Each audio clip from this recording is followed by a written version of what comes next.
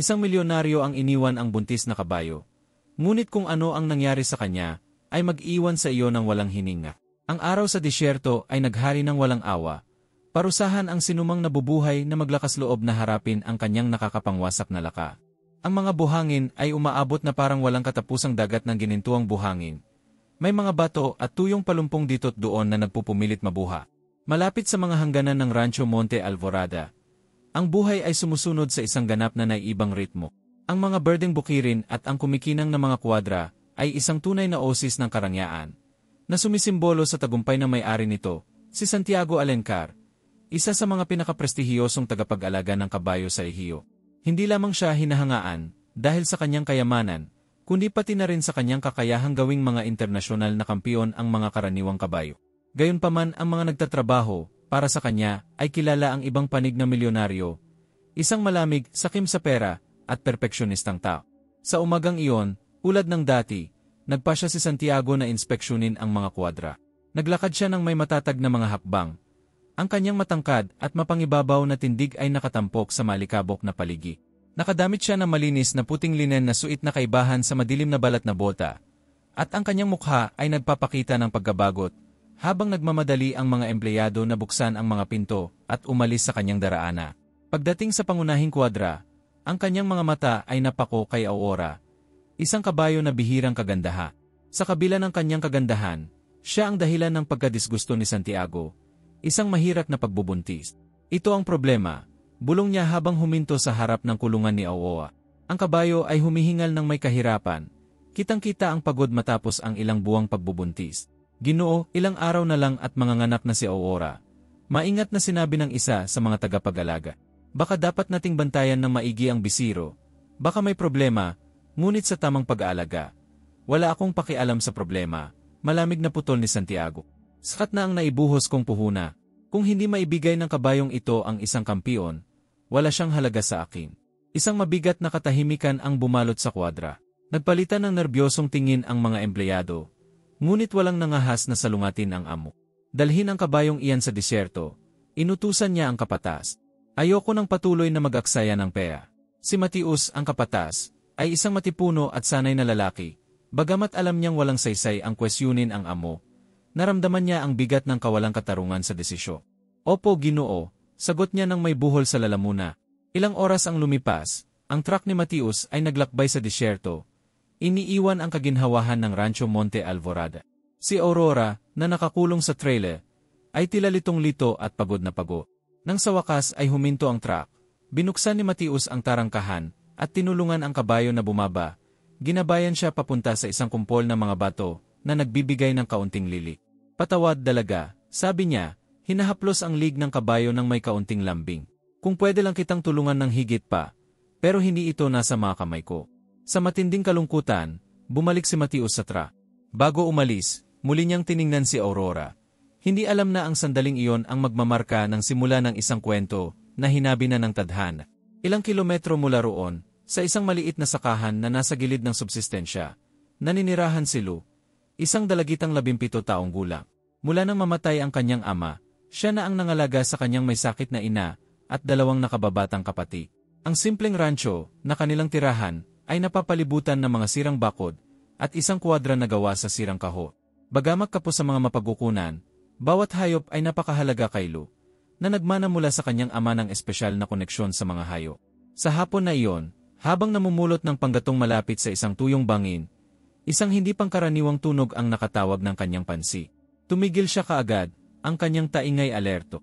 Isang mahinang huni, ngunit matatag, na parang nanggagaling sa mga burol. Isang kabayo, bulong niya nagtataka. Iniwan niya ang sako ng panggatong sa lupa at sinundan ang tunog. Umaakyat sa mga palumpong at tumatawid sa buhangin. Hanggang makita niya ang isang bagay na nagpaiwan ng hangin sa kanyang mga baga, si Aurora, humihingal at hindi gumagalaw sa gitna ng desert. Naramdaman ni Lou ang kirot sa kanyang puso nang makita ang kabayo sa ganoong kalagaya. Tumakbo siya ng mas malapit, hindi alintana ang init o ang buhangin na umaabot sa kanyang mga pa. Si Aurora ay tila napakahina, kaya't nagtanong si Lou kung paano pa niya nagawang manatiling nakatayo. "O, aking dalaga, anong ginawa nila sa iyo?" Bulong niya habang nakaluhod sa tabi ng babaeng kabayo. Dahan-dahang itinaas ni Aurora ang kanyang ulo, at tumingin, kay lugamit ang mga mata na tila humihingi ng kulong. Dahan-dahang hinaplos ng dalaga ang nguso ng kabayo. Nararamdaman ang gaspang ng balat nitong tuyo na sa init ng ara. Buntis ka, sabi ni Lu nang mapansin ang bilugan nitong yan. Hindi kita pwedeng iwan dito. Determinado, umayo si Lu at tumingin sa paligid. Walang ibang tao sa malawak na disyerto. Maliban sa anino ng kakaunting bat. Walang pag-alinlangan, sinimulan niyang hilahin si Aurora gamit ang renda nito na nakakabit pa. Halika baba, hindi ito magiging madali, pero mabubuhay ka, nangangako ako. Ang kabayo, kahit mahina, ay tila naunawaan ang pagkadalian sa kilos ng dalaga. Unti-unting nagsimulang maglakad si Aurora sa tabi nila. Ang paglalakbay pabalik sa sakahan ay mabagal at nakakapagod. Pinahirapan sila ng araw. Ngunit humihinto si Lu tuwing ilang metro upang bigyan ng pahinga si Aurora at pasipsipin ito ng kaunting tubig mula sa kantimpla na dala niya. Pagdating nila sa rancho, tinawag ni Lu ang kanyang mga kapatid, sina Joe at Elisa, na agad tumakbo para tumulong. Saan mo nahanap ang kabayong ito? Anong ni Joe, na nanlalaki ang mga maa? Sa disyerto. Buntis siya at halos mamatay. Kailangan niya ng agarang kulong. Si Elisa, ang bunso, ay tumingin kay Aurora ng may pag-aalala.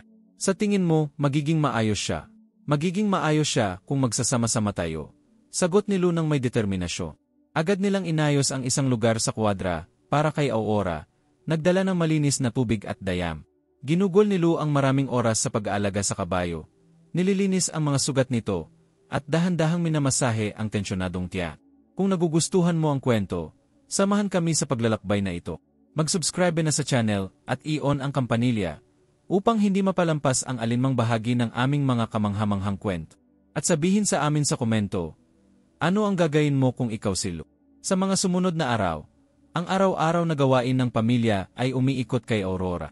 Sa kabila ng limitadong mapagkukunan, ginagawa ni Lu at ng kanyang mga kapatid ang lahat upang matiyak na mayroon siyang lahat ng kailangan.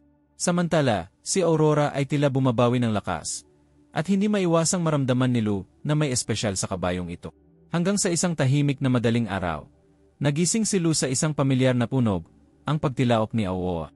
Alam niyang oras na, kaya't dali-dali siyang tumakbo papunta sa kwadra at nakita ang kabayo na nakahiga, handa ng mga na. Kalma baba, nandito ako, sabi niya. Sa tulong ni Joe at Elisa, ginawa nila ang lahat upang tulungan si Aurora. Ang mga oras ng tensyon at pagsisikap ay sa wakas nagtapos sa pagsilang ng isang bisiro. Maliit ito, ngunit kabaligtaran sa takot ni Santiago, mukhang maluso. Maingat na nilinis ni Lu ang bisiro at inilapi ito kay Aurora na agad itong dinilaan. Umulo ang luha ni Lu habang pinagmamasdan ang eksena. Maligayang pagdating sa mundo, kampiyon, bulong niya. Ang munting bisiro, na pinangalan ng Sol, ay naging pagmamalaki ng pamilya. Habang siya'y lumalaki, ipinakita niya ang lakas at talinong tila mahiwagang. Ngunit hindi alam ni Lu na may mas dakilang nakalaan para sa kanila. Balik sa Rancho Monte Alvorada, nagsimulang makarinig si Santiago ng mga usap-usapan tungkol sa isang pambihirang bisiro mula sa isang simpleng sakahan, at ito'y magbabago ng lahat. Ang mga balita ay dumating kay Santiago sa hindi inaasahang paraan, sa isang pulong kasama ang iba pang tagapag-alaga ng kabayo sa rehiyo. Habang nag-uusap tungkol sa mga bagong lahi at kompetisyon, may nagbanggit ng kaswal. Narinig ko na may isang kahangahangang bisiro sa isang payak na sakaha. Sinasabi nilang ang hayop na iyon ay may perpektong tindig at lakas na parang walang katwiran.